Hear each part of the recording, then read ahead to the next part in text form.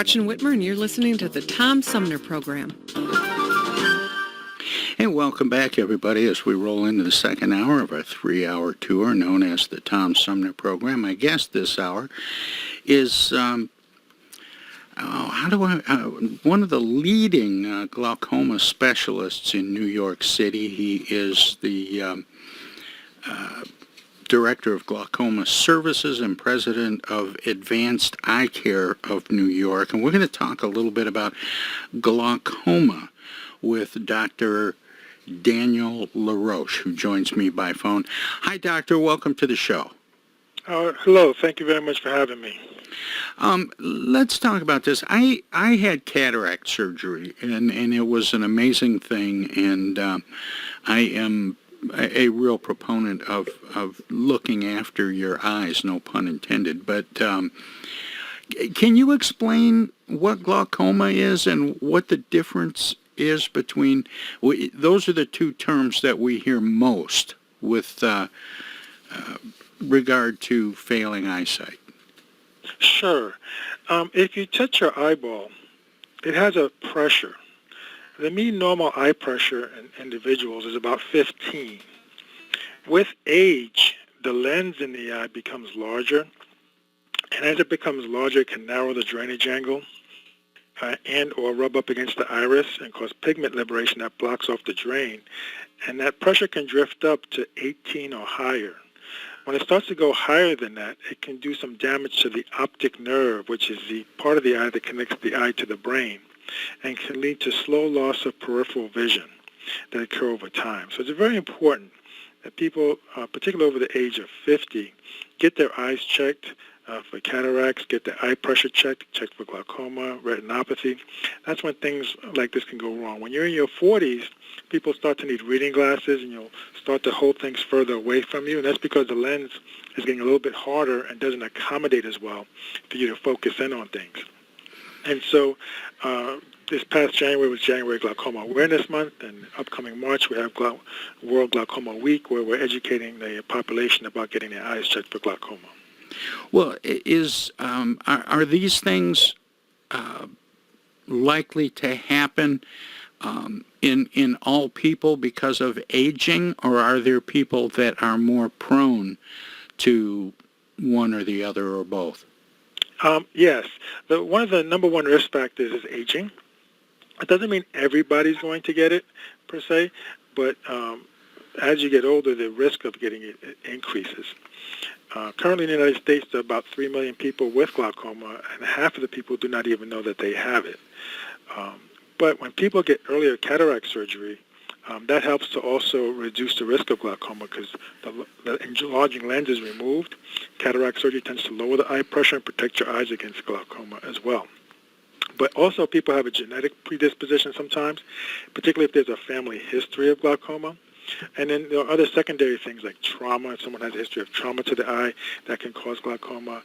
Sometimes if you have a diabetic retinopathy with neovascular glaucoma, that can give you a secondary glaucoma and things of that nature. Well, and I was reading something that indicates glaucoma is the leading cause of blindness in African Americans and people from the Caribbean. Why is that exactly? Yeah, in my experience, what I've seen is that there's a tremendous lack of access to health care and a disparity in cataract surgery. African Americans in the United States have 30% less access to cataract surgery compared to Caucasians. And that's a big factor because taking a lens out helps to reduce the risk of getting glaucoma. When you have a large lens in your eye and you have decreased access to cataract surgery, that will further increase the risk. The prevalence of glaucoma is about 4 times higher in the black community in America and 10 times higher rates of blindness. And it's even worse in resource-poor areas like in the Caribbean and sub-Saharan Africa.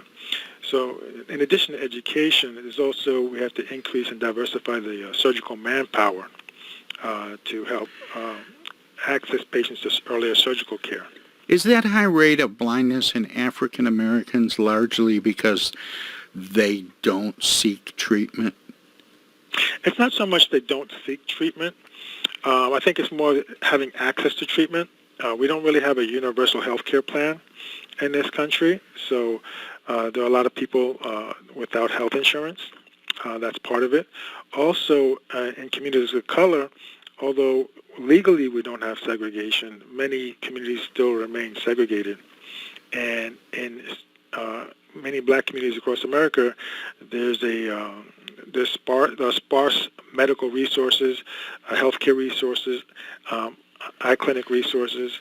For example, there are 40 million African Americans in the United States, but there's only 400 black ophthalmologists in the United States. So there's a tremendous shortage of, we need to diversify the workforce. My practice is in Harlem and in Southeast Queens, which are predominantly African-American, Afro-Caribbean. And so we're able to provide, we have a very busy practice and able to provide a high level of care to the community here.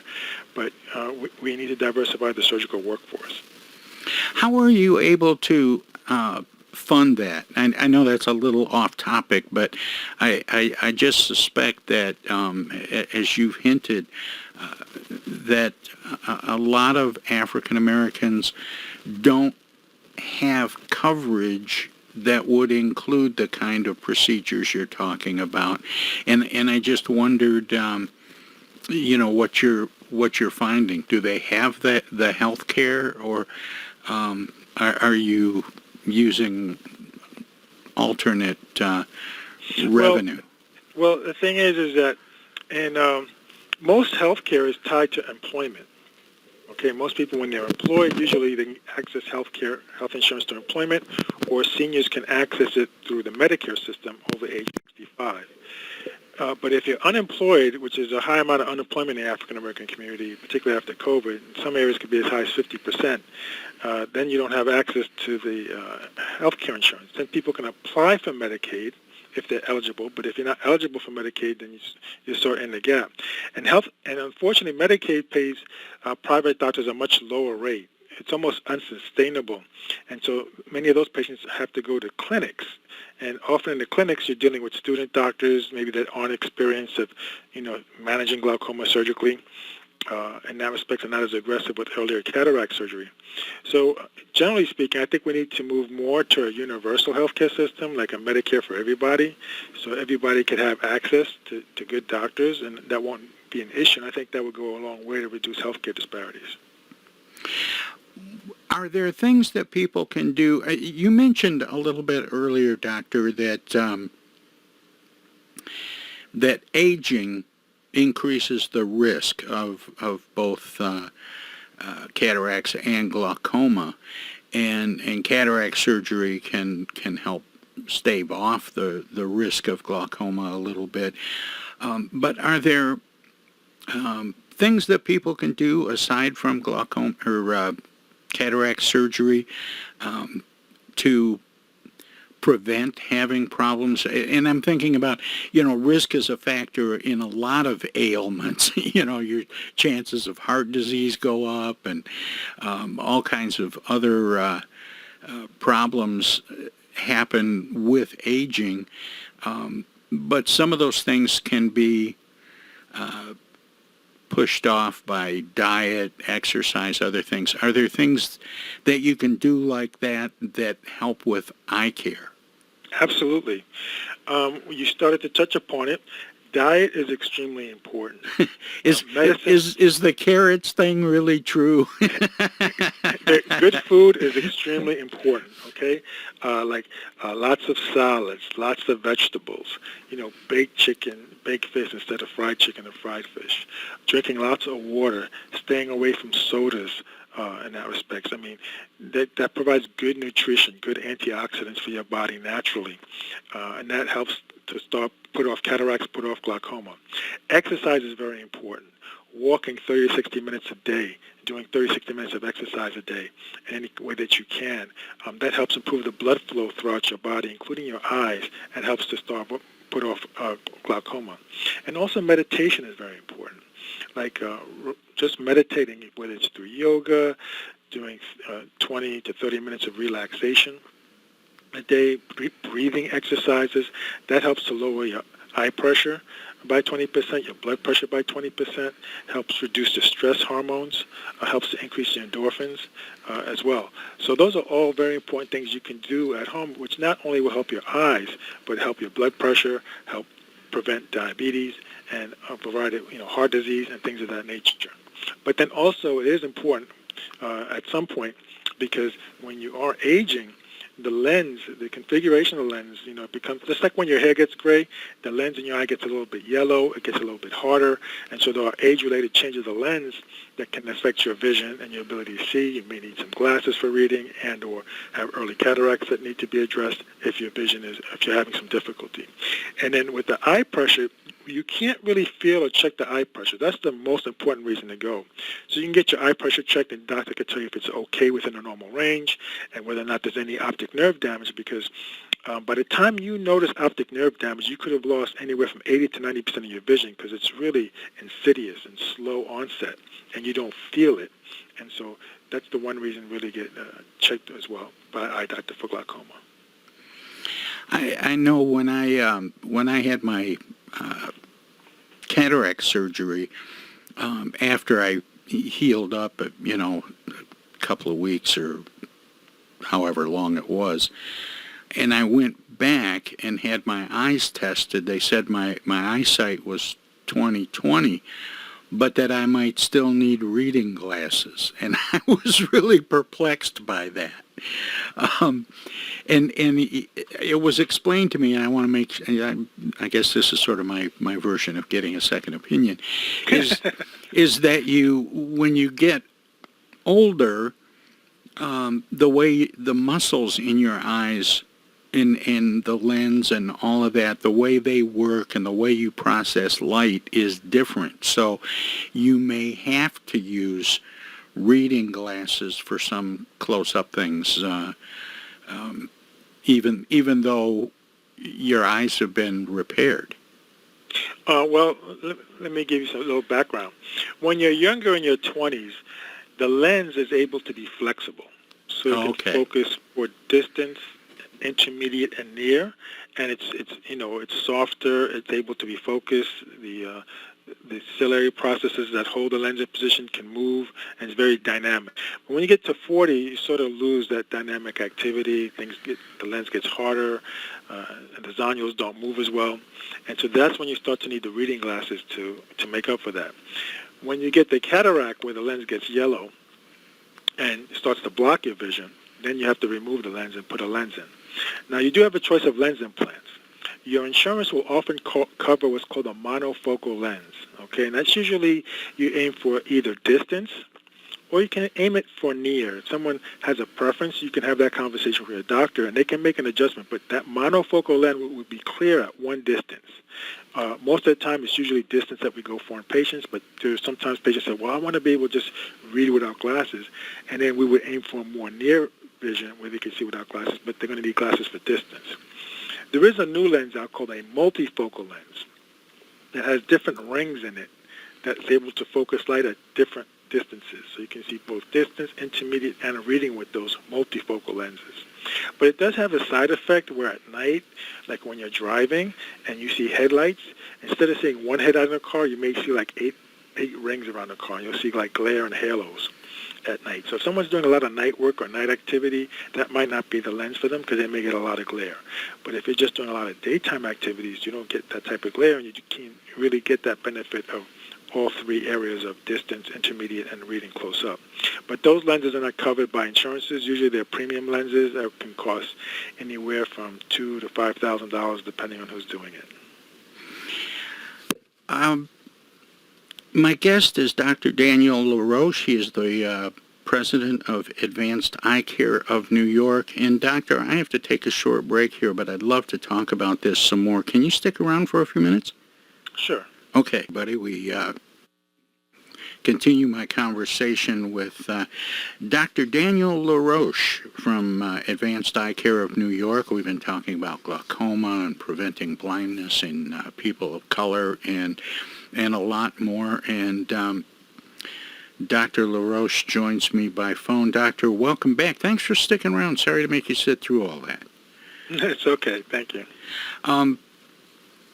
I wanted to mention earlier, and I didn't get to it, but you have written a book for young adults called How to Become a Successful Black Man, but the book is more than that. It educates and empowers young boys and men of African descent about their history, heritage, and legacy, and you are very concerned about addressing health and wealth disparities.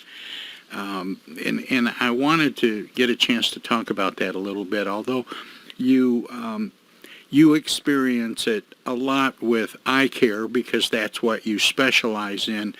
But, you, as you mentioned, you run a clinic or practice in Harlem, and you see these issues up close every day. Why are we still experiencing such disparity with regard to people of color in communities all over the country, whether it's preventing glaucoma or getting surgeries, eye surgeries, or even things like vaccine,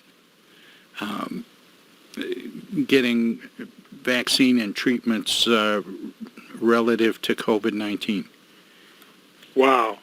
That question has a lot in that question. Well, I wanted to give you something to work with, Doctor. I mean, my goodness. Each of the points you made is like a 5-minute conversation there. Let's see. Where do I begin? Okay, I'll probably start out with the book. You mentioned the book that I wrote. And so basically, my concern, when I was training over the last 25 years in medicine, after segregation was over, and when I was in medical school and during my teaching and training, over the last 25 years, every ethnic minority group has increased their numbers in medicine, except for black men. The number of black men went down over the last 25 years. Okay, women increased. Women make up now 50% of doctors. Before they were very little. Asians have increased, and other minority groups have increased, Hispanics, but black men have gone down. Also, over the past year, about 100 young black rappers have been killed at the hands of other black men. And so because of these two things, that was very disturbing to me to see that. And so that's what, sort of stimulated me to write the book. And in the book, I talk about some of the history that's not taught in the schools in terms of how our civilization started in Africa 3.2 million years ago. The first woman, Bones, was Dinkanesh, meaning you are marvelous, in Africa. How civilization started in the Nile Valley. The first author of the first book was Ptah-hotep, and he wrote the Maxims of Ptah-hotep. That was an African who wrote the first book. The first doctor was Imhotep. That was an African. He wrote the first medical textbook, and the textbook is now called the Edwin Smith Papyrus in a vault at the New York Academy of Medicine. Also, in terms of construction and mathematics and building, the pyramids, they were built by an African family in the Nile Valley. You see on TV, they say aliens built the pyramids, but that's not really true. That's not really true. In fact... Yeah, but it's fun to imagine. Yeah, but actually, it sort of disrespects the culture and the civilization. Agreed. Teaching people. In fact, the African family built the pyramids. It was a grandfather, son, grandson, and great-grandson. Senefru, he built 3 pyramids. The first 2 he failed, and the third was the Red Pyramid. That was the first flat-sided pyramid. And then his son, Khufu, built the Great Pyramid of Giza. And then Khufu had 2 sons, Khafre and Menkaure. Khafre, who built the large pyramid next to the Sphinx, and Djedefre built the pyramid 20 miles away, but that was destroyed subsequently by the Arab invaders who used the material to build mosques. And then Khafre's son, Menkaure, built the third pyramid that still stands today as one of the seven wonders of the world. And so, so in terms of some of that history, some of the moral compass from back then, like the laws of Ma'at, there were 42 laws of Ma'at. It's probably a little bit too long for me to get into right now, but there was a good moral compass in terms of how to live your life, into trouble, and to do the right thing and incorporate that spirituality within you and everything that you do, from schoolwork to family life to work and ethics. And so if everybody followed that, there'd be no one in the jails and everybody would sort of get along. And so I wanted to share that legacy and give some pros for success to, in that respect. So that was the reason why I wrote the book and provided that guidance there. Well, I think that's tremendous, and it's important to learn aspects of history. And you kind of touched on something, maybe not intentionally, but I was thinking about asking if some of the health disparity we see, especially with regard to African American men, if it's how much of it is systemic, that that the systems, healthcare and healthcare insurance aren't available or accessible, and how much of it is cultural. Because we hear a lot about, men don't go to the doctor, and I just wonder if that's true, and maybe possibly truer among African American men. I think it's a combination of both. Okay. I know that to have good health, good health is associated with wealth. The major wealth ratio in the United States, the average net worth of a white family is $171,000. The average net worth of a black family is only $17,000. That's a tenfold difference. That's huge. It is huge. So that's going to, create disparities in terms of healthcare you can access. Okay. Also, there is a tremendous structural barriers and structural poverty, structural housing disparities, educational disparities, criminal justice disparities, workforce disparities that also contribute as well, in addition to the insurance. And so, although we've written laws against segregation and legal segregation and disparity, it takes time to really dismantle some of these systems and equate and get equilibrium to get better access. But surely we have to work that to make our country healthier and more productive. Universal health care insurance will be a step in that way. Increasing the national minimum wage to $15 an hour will help to go that and reduce poverty. I mean, there's some places in the country where minimum wage is about $7. I mean, I don't know how people are living on $7, much less get health insurance like that. So these are some of the solutions that would help with that. There are some cultural things where some men in certain cultures, they think they're fine, they don't have to go to the doctor. But I think we're breaking those barriers with better education in that respect. But increasing healthcare access is very, very important. And would it help if African American men or their wives and children would drag them to clinics? What I want to get at is, how can people that haven't historically had access to the kind of health care that you prescribe for preventing blindness, let's say, how can they monitor their eye health when there are so many barriers? Are there clinics? Are there places, if they look around, that they can go, and what should they do to take better care of themselves? Yes, I mean, once again, try to get health insurance, your employer if possible. If you are unemployed and you meet that Medicaid level, you can apply for Medicaid insurance. Some doctors do take Medicaid, and our clinics that take Medicaid, they give you access to care. If you fall in between and you don't have access to that, the American Academy of Ophthalmology has an Eye Care America program. You can contact them, and once you give them your information, they will assign a doctor to you locally in your community. We can get a free eye examination, comprehensive eye examination. So that's another opportunity. So there are ways to get access to care. And we also charge reasonable prices. We don't charge very expensive prices as well. And so people can, get affordable care from us as well within the community. Because everything does have a cost. I mean, we have office over expenses and things of that nature. Sure. But there are ways to be done to get that done, and we just have to, we just want people to be aware of it. And I'm glad you're highlighting that in your show to educate people about the importance of eye health and eye care access. Well, that's the thing. We know that there are communities, especially in urban settings, where people of color and in different ethnicities, in their neighborhoods, in their direct communities, we hear about things like food deserts.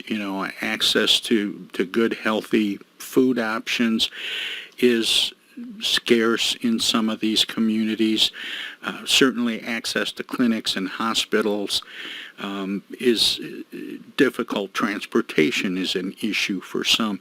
So I guess what I'm getting at is, what are people like yourself doing to make sure that people who haven't had access can get access? Are there websites that people might go to, or resources that people can access to figure out how to get over some of those barriers?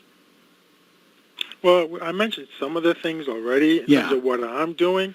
When I finished my training, I was aware of many of these issues, and so I opened up my offices, in these communities that were underserved, and I had a high minority population I knew was going to have a lot of issues that need to be addressed. And so when I opened up my practice in Harlem and in Southeast Queens, I brought Fifth Avenue Eye Care to Jamaica Avenue and Uptown. And so I purchased the building so that I can have my practice secured, because a big thing sometimes is gentrification, where people or big business comes in and they raise the prices up and they move people out and they cancel the rents. And I didn't want that to happen to me. So I was able to purchase the building so that I could keep my practice here and not have to be worried about moving out anywhere. And so that stabilized the practice. So we've been able to be here for 25 years. And provide services to the community. And not only do we provide eye care, but a lot of times we're like the front line for medical care, because they say, I can't see something happening I couldn't see, and we take care of the eyes. And I'm like, well, when was the last time you went to a medical doctor? I've not been to a medical doctor, or maybe 10 years ago. And then before I do any surgery or anything like that, I always get a medical clearance. And then you'd be surprised. When they get the medical clearance, sometimes the blood pressure is off the roof in terms of the numbers, or the sugar is very high. Sure. I've had a couple of people that were about to have a heart attack, and just getting that medical clearance sort of saved them and get their heart stabilized. And so we try to plug people into the system, educate people, and in terms of, and like I said, with health insurance, we don't have a universal national plan. Which I think we should. That would make things easier, like other places like England and France and all these other places that have universal plans, Canada as well. But here it goes state by state. The rules are different in different states, and the regulations are different in that respect. So people have to look up on their government, New York State Department of Health website, and see what the options are. And usually most states have a sort of Medicaid program that can be like a safety net. Some states may not as much, and so that goes by state and state by state laws and things of that nature and policies.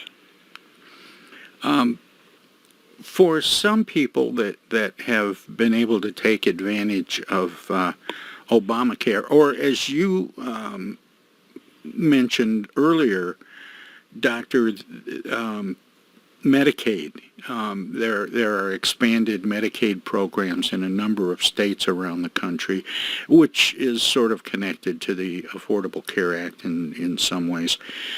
But people have become familiar with the idea of having a primary care physician. They may not be going to all the specialists that they probably need to see, but they have an idea. Are the things that we were talking about earlier, glaucoma and cataracts and other things to do with eye health and really health in general, are these things that they should be bringing up to a primary care physician during a regular checkup or physical? Absolutely. Absolutely, because if people have hypertension or diabetes, high blood pressure, or even some other systemic issue that's being addressed, many of these times you can have eye findings or ocular manifestations. It's important to make sure that you get an eye check to make sure everything is okay, because there's so many things that we can do nowadays with laser treatment, with injections, to help preserve vision. With retinopathy, we have new anti-VEGF treatments to help preserve vision. With glaucoma, with this earlier cataract surgery and microinvasive surgery, which is, revolutionized glaucoma. It's a 15-minute procedure that can help get you off of eye drops for glaucoma. There are some laser treatments for glaucoma that can be used as well. So there's a variety of different things that we can offer to pick up things early and intervene early to preserve people's vision, because people are living longer and longer. And by taking good care of yourself and getting preventive checkups from your primary care doctor, from your eye doctor, that'll help go a long way for you and the elderly people around you. We all have parents or grandparents or uncles, and you want them to live a healthy, productive life, and so and be able to maintain their vision for as long as possible. And so we can reduce rates of blindness and improve the quality of people's lives with good diet, exercise, and health care. I know of a case just recently where an elderly person had suffered a very minor stroke that caused vision difficulty in her left eye. And she didn't complain about the eye right away, and so she ended up losing a significant amount of sight in that eye because she didn't get to an eye care professional quickly enough. Yeah, I agree. Things like a high eye pressure, which you don't feel, like I told you, the mean normal intraocular pressure is about 15, and if you're walking around when your pressure is 24 or 25 with a normal corneal thickness, that can lead to a stroke in your eye that could take the vision away. And you won't know that, and then when a stroke happens, you may not be able to get your vision back. So some of these things can potentially be prevented. Well, and that's why I wanted to bring that up was to stress and to give you an opportunity to stress with people how important it is to react quickly when they notice something doesn't seem right. Yes. Now, you mentioned also before something about vaccination. Yeah. And so I'll just speak about that briefly. Unfortunately, African Americans are being vaccinated at a lower rate compared to other groups. We're behind by about 5 to 7 points from the Asian population. The Asian population is highly vaccinated, by over 90% vaccinated. And so they're doing very well with that. And unfortunately, within the community, there's a lot of fear, mistrust of the government, Sure. from Tuskegee experimentation, and also some misinformation that's being put out there. There's some groups that are putting out bad information about the vaccine, saying there's toxic material in it, it's not good, it's for depopulation, and a bunch of, do your own research. But when they're doing their own research, they're going to the wrong websites to get information, and there's a lot of negative information out there. So one thing I would just say is that the vaccination has been around for many, many years. We've used vaccines for measles, mumps, polio, and you hardly see any of those diseases around the planet today because of vaccination. And so with the vaccination now for the COVID virus, when people are vaccinated and they are boosted, they have a much, much lower death rate, significantly, dramatically lower death rate, and decreased risk of severe disease in the hospital. That doesn't mean you're not going to get COVID. You can still get COVID, but you may be asymptomatic, or it could be just like a mild cold, as opposed to a full-blown respiratory distress disease that can kill you and or give you long COVID with residual breathing problems for 1 or 2 months after requiring oxygen. So I encourage everyone to get vaccinated, okay? And when the boosters come out, to get your booster as well. When you're eligible for the booster, you will not regret it. We've already seen many people who've been anti-vaccine pass away. We've already seen that. That's true. You can just Google it, and you'll see it. And these are people that didn't have to pass away, but they passed away. And now, there's a couple of exceptions. For example, Colonel Powell, he was vaccinated, but he also had underlying cancer. He had like a blood cancer that, really destroyed his whole immune system. And he was like 80 years old, which is a super high-risk category. And so, it's not 100% perfect, but it works significantly well. And the other thing is, for the young folks, usually young folks are around older folks at some point in time. Okay, at some point in time, whether it's your parents, your family, maybe people you work with, and you want to protect the older folks, okay, because the older folks, over 60, those are going to be the higher risk people that have the higher death rate. The death rate amongst the younger folks is much less. And so the thing is, you want to protect the older folks. And if you go to Iceland's like nearly 100% vaccinated, and they have had like no deaths for several months. And when you ask someone from Iceland, well, why did you get the vaccine? They'll say, oh, it's because it's my civic duty to get the vaccine. And so, it's very important that we have more of that's a civic duty to get the vaccine here in this country. But we're not seeing that. Unfortunately, people are politicizing this, politicizing the mandate, and in the name of so-called freedom, and not really following the science, which is very unfortunate.